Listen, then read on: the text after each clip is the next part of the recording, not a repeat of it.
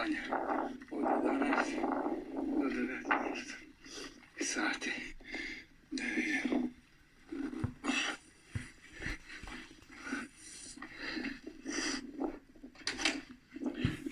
Znači ovdje je obavezno pelanje za kupanje od 11 do 19, nema kerova, nema ništa. Blagajna je ovdje.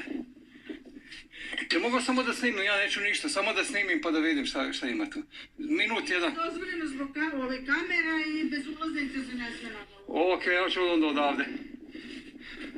Evo ovako izgleda Pačir banja. Opa.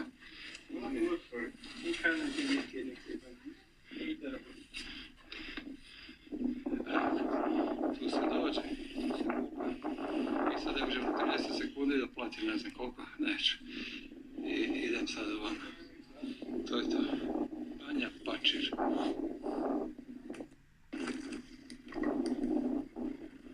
Sad kad smo prošli banju, inače banja samo radi od 11-19 sati i ovdje se kao kupa, vidi se tamo,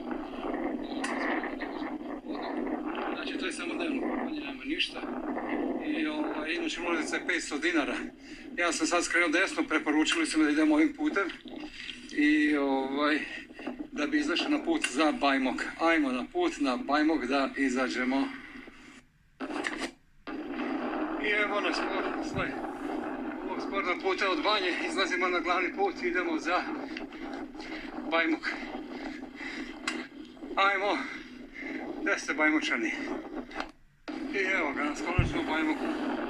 Ulazimo u Bajmok i duboko smo zašli u stebeni deo Bačke.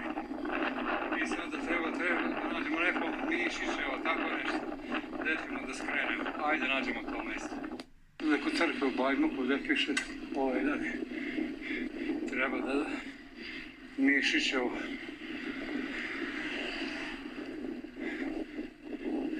Ali ne piše ništa.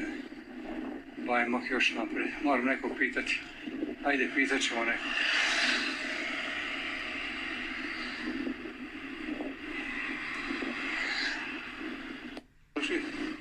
Iz ovog prasa i pored crkve idemo za Mišićevo ovamo. Znači, pored ovog spomenika ovdje. Znači, ovdje smo kroz semaforu skrenuli ovamo desno, idemo prema benzinskoj pumpi. Bajmoka po lepom putu, ali jako vetru. Posle par kilometra stižemo u Mišićevo. Sad da nađemo put za Kalankut, gori dolje Kalankut.